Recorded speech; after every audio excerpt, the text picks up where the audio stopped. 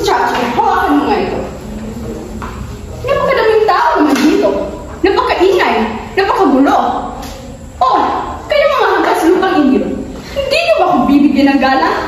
Hindi niyo ba akong kilala? Pues, ako lang naman ang natatanging Dunya Victorina de los Reyes de Espadaña.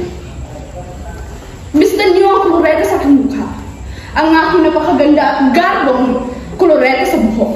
At ang napakagarbo at mahabang kasuotan na para lang sa isang mistisang sosyal na katulad ko.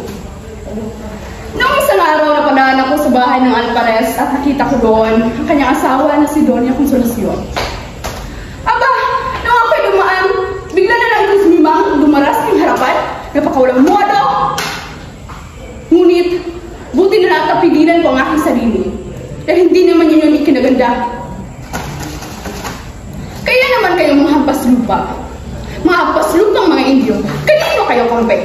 Sa akin o sa Doña Consolacion na iyon? Ano? Sa kanya? Sige, magsama kayong mga peke at mga sa impyerno. Dahil kami lang mistisang sosyal na kagaya ko ang may karapatang mapunta sa langit. At takas soswal.